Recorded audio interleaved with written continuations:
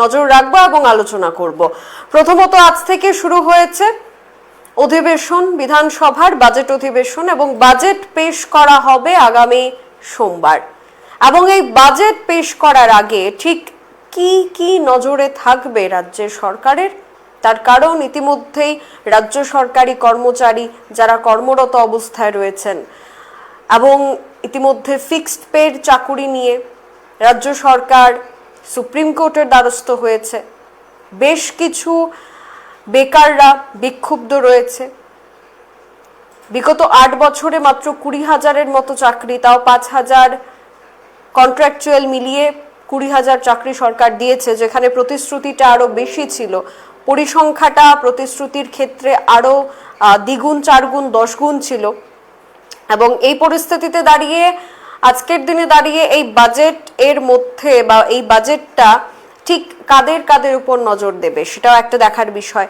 তার পাশাপাশি আসন্ন এডিসির নির্বাচন, এবং সেই এডিসির নির্বাচনের আগে এডিসির জন্যে ঠিক বাজেটের কত অংশ আলাদাভাবে রাখা হবে সেটাও একটা দেখার বিষয়।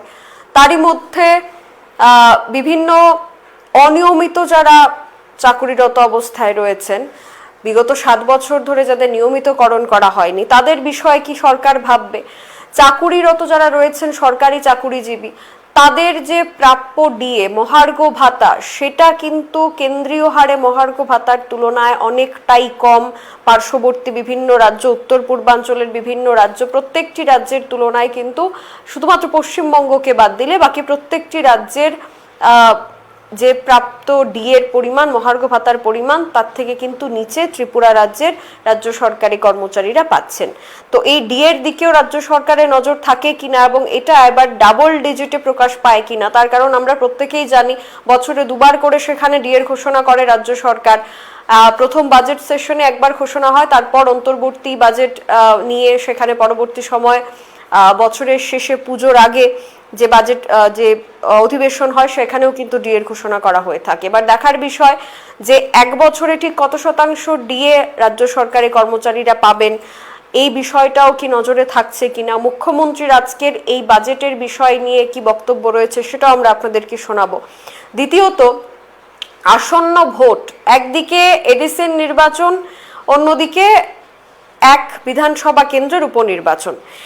এই নির্বাচনে এবার বিরোধী রাজনৈতিক দলগুলিও তাদের মতামত পোষণ করছে। বিরোধী রাজনৈতিক দলগুলির মধ্যে এখন আমরা দেখতে পাচ্ছি যে আসন সমঝোতা নিয়ে বা বিরোধী রাজনৈতিক দলের মধ্যে তাদের সিট সমঝোতা বা একে অপরের কে সমর্থন করা হচ্ছে কিনা, একে অপরকে তারা সমর্থন করছে কিনা, কাদের জন্যে কারা পিছিয়ে যেতে পারে, কোন রাজনৈতিক দল পিছিয়ে যেতে পারে, এই আলোচনা সমালোচনার মধ্যে সিপিআইএম তো তাদের প্রার্থী ঘোষণা করেই দিয়েছে নির্বাচন ঘোষণার আগেই। এখন কংগ্রেসের পক্ষ থেকে বিবৃতি আসছে যে সিপিআইএম যাতে তাদের প্রার্থীদের তালিকা বা নামের তালিকা যাতে প্রত্যাহার করে নেয়, একদিকে এডিসি নির্বাচনের, অন্যদিকে উপনির্বাচনের, বিধানসভার উপনির্বাচনের, ধর্মনগর বিধানসভা কেন্দ্রের।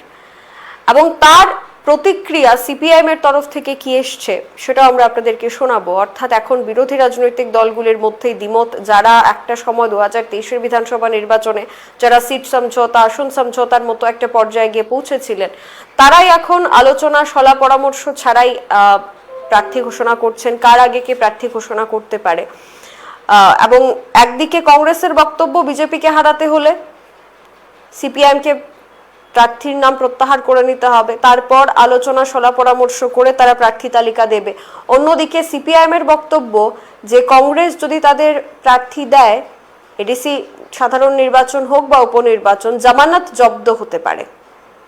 এখন দেখার বিষয় যে বিরোধী রাজনৈতিক দলের মধ্যে যে দ্বিমত বা 23-এর বিধানসভা নির্বাচনে যারা একে অপরের হাত ধরেছিলেন তাদের মধ্যে এখন এই যে ক্ল্যাশ হচ্ছে, এর লাভ কি শাসক দল নিতে পারে কিনা, আমরা বিষয়গুলির দিকে নজর রাখবো। আপনারা আপনাদের মন্তব্য জানাতে পারেন। একদিকে বাজেট অধিবেশনের মধ্যে কি কি সবার ওপরে থাকা উচিত, সবার ওপরে সরকারকে নজর দেওয়া উচিত। একদিকে বেকার সমস্যা, অন্যদিকে শিক্ষক স্বল্পতা, নতুন চাকরির সুযোগ করে দেওয়া, বেশ কিছু চাকরির বিজ্ঞপ্তি দেওয়ার পরেও সেটা ঝুলে রয়েছে, যেমন স্পেশাল এক্সিকিউটিভ, সেটা রদ হচ্ছে কিনা সেটা হয়তো এই অধিবেশনের মধ্যে প্রকাশ পেতে পারে।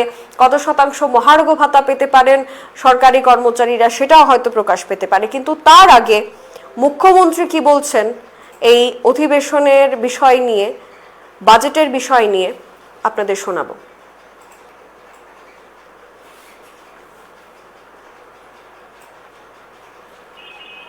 যেটা দিলেন উনি অত্যন্ত আজকে খুব ভালো লাগলো যে উনি বাংলাতে কিন্তু ভাষণটা দিয়েছেন। তো আমাদের কাছে একটা নতুনত্ব লাগলো। প্রথমে ককবরক দিয়ে শুরু করেছেন, আবার বাংলাও বলেছেন, আবার লাস্টে দিয়ে ইংলিশও বলেছেন। তো সব মিলিয়ে ইউনিটি ইন ডাইভার্সিটির যে ল্যাঙ্গুয়েজ আজকে কিন্তু আমরা দেখতে পেলাম। এবং এই বিষয় নিয়ে তো আমাদের ত্রিপুরা সরকার কী সব কাজ করেছে, ত্রিপুরা সরকারের ভয়ে উনি গভর্নর হিসাবে আজকে কিন্তু এখানে ওনার যে প্রতিবেদনটা এখানে দিয়েছেন, এবং সবকটাই কিন্তু অলরেডি মানুষ জানেও এই বিষয়গুলো নিয়ে। এবং কিন্তু আজকে উনি যখন এই বিষয়গুলো বলছিলেন, আপনারা দেখেছেন ট্রেজারি বেঞ্চ থেকে সবাই কিন্তু বারবার টেবিল চাপড়িয়েছে। অর্থাৎ এত এত কাজ এই গভর্নমেন্ট করেছে, এবং লাস্টে দিয়ে উনি বললেন আমি মেইন কথাগুলো খালি বললাম, বাকি এত কাজ এই সরকার করেছেন যে সময়ের কারণেও এটা একটা সমস্যা হয়।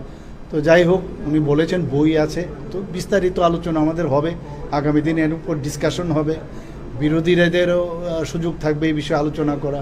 আমাদের ট্রেজারি বেঞ্চের থেকেও আমরা সবাই এটার মধ্যে আলোচনা করব, এবং যার যার যুক্তি দেখাবে, আমরা আমাদের যুক্তি দেখাবো। কিন্তু সর্বসাকুল্যে আমার মনে হয় খুব ভালো ওনার যে বক্তব্য আজকে উনি বিধানসভায় দিয়েছেন। স্যার, আপনারা শুনলেন মুখ্যমন্ত্রীর বক্তব্য। এখন দেখার বিষয় যে ইতিমধ্যেই রাজ্যের রাজনীতিতে বেশ কিছু পরিবর্তনের আভাস পাওয়া যাচ্ছিল, মন্ত্রিসভা সম্প্রসারণ হবে এমনও আভাস পাওয়া যাচ্ছিল। তো দলের অন্দর সামলাতে গিয়ে যারা রাজ্যের ভোটাররা রয়েছেন, রাজ্যের জনগণরা রয়েছেন, তাদের জন্যই ভাবনা এই বাজেট অধিবেশনের মাধ্যমে পেশ হবে কিনা সেটা দেখার। তার কারণ প্রচুর সমস্যা, বেকারদের সমস্যা, অনিয়মিত কর্মচারীদের সমস্যা, বিভিন্ন চাকরি হঠাৎ করেই বাতিল করে দেওয়া হয়, তার মধ্যে অ্যাডাল্ট লিটারেসি টিচার যারা ছিলেন, বয়স্ক শিক্ষার যারা যুক্ত ছিলেন, তারপর কমিউনিটি হেলথ গাইড, তার পাশাপাশি পার্ট টাইম ইনস্ট্রাক্টর, এদের মতো চাকুরিজীবীদেরকে হঠাৎ করেই ছাঁটাই করে দেওয়া হয়। এবং সেই সকল বিষয়গুলি নিয়ে বাজেট অধিবেশনে আলোচনা হবে কিনা, তাদের জন্য অন্য কোনো ব্যবস্থা করা হবে কিনা, বেকারদের জন্য ভাবা হবে কিনা, কত শতাংশ ডিএ প্রদান করা হবে, এবং এই মুহূর্তে দাঁড়িয়ে যেভাবে জিনিসপত্রের দাম বা মূল্যবৃদ্ধি হচ্ছে সেই তুলনায় মহার্ঘ ভাতা রাজ্যের সরকারি কর্মচারীরা পাবেন কিনা সেটাই দেখার। তবে 2% বা 3% মহার্ঘ ভাতা নিয়ে রাজ্যের কর্মচারীরা খুশি হবেন না, সেটাও আমরা বিগত দিনে দেখেছি। এবং বছরে একবার শুধুমাত্র ডাবল ডিজিটে মহার্ঘ ভাতা পেয়েছিলেন সরকারি কর্মচারীরা 12%, প্রথমে 4%, তারপর 8%, এবং সেই ডাবল ডিজিটের মহার্ঘ ভাতা রাজ্যের সরকারি কর্মচারীরা এবছর পান কিনা সেটাও কিন্তু দেখার। তার কারণ ইতিমধ্যেই প্রায় 8 বছর পূর্ণ হতে যাচ্ছে বিজেপি সরকারের ত্রিপুরায় আসার পর, এবং সেই 8 বছরে যদি আমরা মহার্ঘ ভাতার হিসেব দেখি তাহলে সেটা ন্যূনতম পর্যায়ে রয়েছে অন্যান্য রাজ্যগুলির তুলনায়।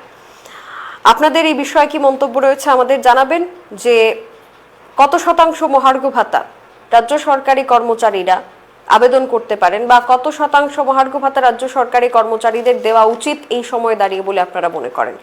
এবারে চলে যাব আমাদের দ্বিতীয় বিষয়ের দিকে। দ্বিতীয় বিষয়ের উপর আমাদের নজর থাকবে, সেটা হলো আসন্ন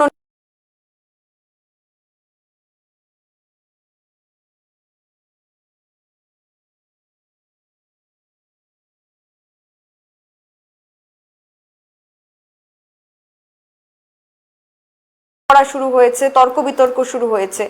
বিরোধী শিবিরেও কিন্তু ঠিক সেটাই। রাজ্যের প্রধান বিরোধী দল সিপিআইএম নির্বাচন ঘোষণার আগে থেকেই তারা প্রার্থী ঘোষণা করে দিয়েছে, এবং দেখার বিষয় হচ্ছে, উল্লেখযোগ্য বিষয় হচ্ছে যে 2023-এর বিধানসভা নির্বাচনে যে কেন্দ্রে কংগ্রেস প্রার্থী দিয়েছিল সেই কেন্দ্রে সিপিআইএম উপনির্বাচনে তাদের প্রার্থীর নাম ঘোষণা করে দেয় 56 ধর্মনগর বিধানসভা কেন্দ্র। আবার অন্যদিকে এডিসির সাধারণ নির্বাচন ঘোষণা হওয়ার অনেক আগে থেকেই শুধুমাত্র যে প্রার্থীর নাম ঘোষণা করেছে সিপিআইএম তা নয়, প্রচার শুরু করে দিয়েছে।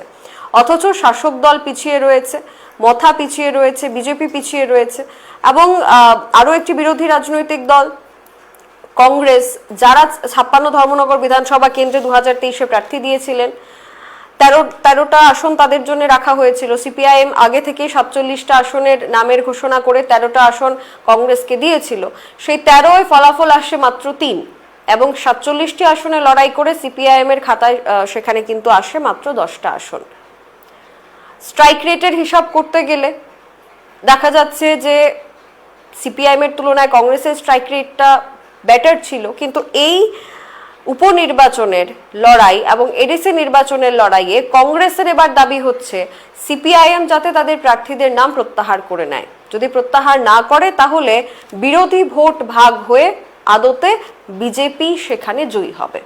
তো বিজেপিকে হারানোর জন্য এবার বিরোধী রাজনৈতিক দলের মধ্যেই নতুন দ্বন্দ্ব সৃষ্টি হয়েছে এবং এই দ্বন্দ্বের সূত্রপাত কোথা থেকে হয়েছে এবং কংগ্রেসের পক্ষ থেকে কি কারণে প্রার্থীর নাম প্রত্যাহার করার জন্য বলা হচ্ছে, কারণটা শুনুন আপনারা।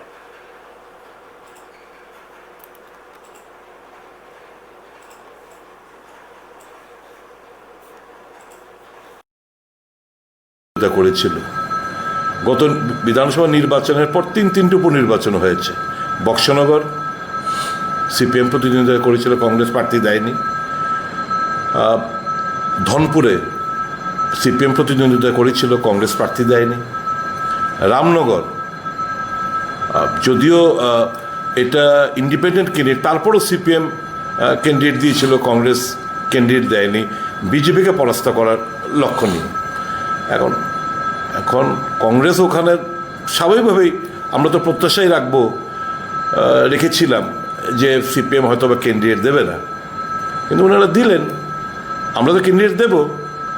এর থেকে পরিষ্কার বোঝা যায় বিজেপির বিরুদ্ধে আন্তরিকভাবে লড়তে এনারা ইচ্ছুক নন এবং এই দাম্ভিকতা অহংকারেই গত নির্বাচনে বিজেপিকে পরাস্ত করার কথা, ওই কংগ্রেসকে 13 সিট একটা ছোট করে দেখানোর যে প্রক্রিয়া, এটার খেসারত দিতে হয়েছে আমাদের সকলকে এবং রাজ্যের মানুষকে।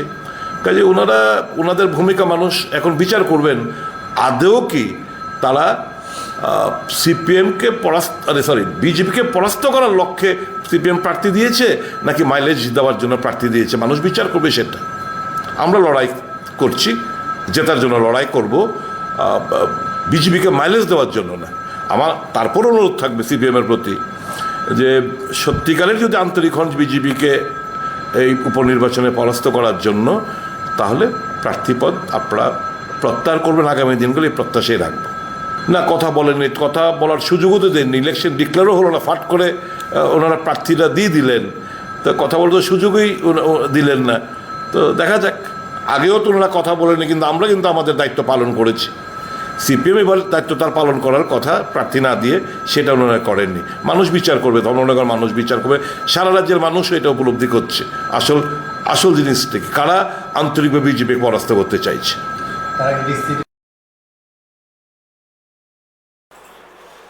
কংগ্রেসের পক্ষ থেকে যখন বলা হচ্ছে যে প্রার্থীর নাম প্রত্যাহার করে নিন, ঠিক তখনই সিপিআইএম এর পক্ষ থেকে, প্রধান বিরোধী দল সিপিআইএম এর পক্ষ থেকে বিরোধী দলনেতা জিতেন্দ্র চৌধুরী একেবারে অনুনয়ের সাথে বললেন যে সিপিআইএম যদি প্রার্থী নাম তুলে দেয়, বিশেষ করে এডিসি নির্বাচনে, তাহলে কংগ্রেস সেখানে যদি প্রতিদ্বন্দ্বিতা করে তাহলে জামানত জব্দ হতে পারে। অর্থাৎ বিরোধীরাই একে অপরের উপর বিশ্বাস করতে পারছেন না।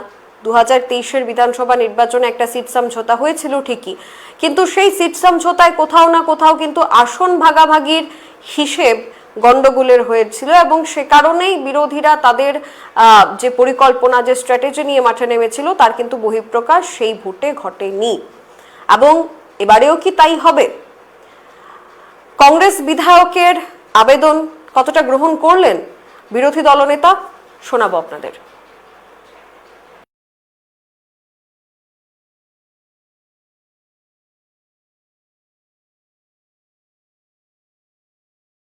আন্তরিক নয়, এই বিষয়ে কি বলবেন? আমি খুব বিনয়ের সাথে ত্রিপুরা রাজ্যের কংগ্রেস নেতৃত্বকে বলবো, হ্যাঁ, গণতন্ত্র পুনরুদ্ধারে কংগ্রেসেরও কিছু শক্তি আছে, সেই শক্তির প্রয়োজনে সম্পর্কে কোনো সন্দেহ নেই। আমি তাদের প্রতি সে শ্রদ্ধা রেখেই বলছি, কিন্তু তাদেরকে আমি খুব বিনয়ের সাথে বলবো যে জামানত রক্ষা করতে পারবে এরকম 28টা কেন্দ্রের মধ্যে একটা কেন্দ্রের নাম তারা দয়া করে বলুক না। তারপরে তো এই জায়গাতে তাদের সাথে আমাদের সিট অ্যাডজাস্টমেন্টের প্রশ্ন আসবে। 28টা সিটের মধ্যে তাদের জামানত রক্ষিত হবে, একটা সিটের নাম করুক। কাজে গণতন্ত্র পুনরুদ্ধারের সংগ্রাম এটা আলাদা, আর নির্বাচনের লড়াই আলাদা। তো যে নির্বাচন, এই ক্ষেত্রে তোমার কোনো ভোট নেই, তোমার কোনো অ্যাক্টিভিস্ট নেই, কর্মী নেই, এবং তোমাকে দাঁড় করানো মানেটা কি? যে সমস্ত লোকরা তোমাকে চেনে না বা আরেকটা আন্দোলনের সাথে যুক্ত, এদেরকে মানে অসন্তুষ্ট করে দেওয়া, এটাকে আমরা করতে পারি? কাজে কংগ্রেস তারা, হ্যাঁ, সারা দেশের ক্ষেত্রে তারা বড় দল, এটা আমরা সবসময় স্বীকার করি, কিন্তু অযথা এই ত্রিপুরা রাজ্যে সব জায়গাতেই ওই হিসাবে তাদের শেয়ার দিতে হবে, এটা যদি বলা হলে পরে এরা বাস্তবকে তারা অস্বীকার করে। ধর্মনগর উপনির্বাচন ধর্মনগর তাই, ধর্মনগরও তাই। সেখানে কংগ্রেস ভালো। হ্যাঁ, আমরা তখন 2023-এর তখনকার পরিস্থিতিতে আমরা দিয়েছিলাম, যদিও কংগ্রেসের শক্তি সেখানে সেমন ছিল না,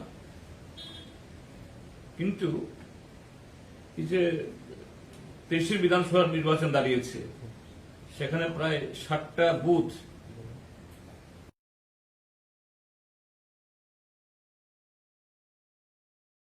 অর্থাৎ এডিসি নির্বাচনে পাখির চোখ করে যেভাবে শাসক দলের মধ্যে থাকা দুই শরিক দল একে অপরের বিরুদ্ধে গর্জন শুরু করেছে, ঠিক বিরোধী রাজনৈতিক দলের মধ্যেও সেই গর্জনটা দেখা যাচ্ছে।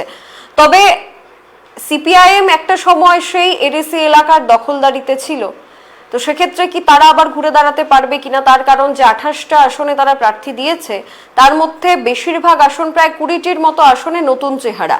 এবার সেই নতুন চেহারা তুরুপের তাস হিসাবে কাজে লাগবে, নাকি বিরোধী রাজনৈতিক দলের মধ্যে এই দ্বিমত বা একে অপরের বিরুদ্ধে এই ক্ষোভ, তার লাভটা শাসক দলের মধ্যে ভাগ বাটোয়ারা হয়ে একদিকে মথা এবং অন্যদিকে বিজেপি ভোট ব্যাংকে চলে যাবে, সেটাই দেখার।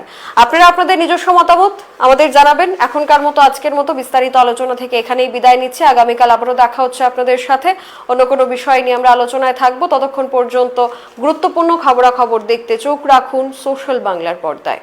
নমস্কার।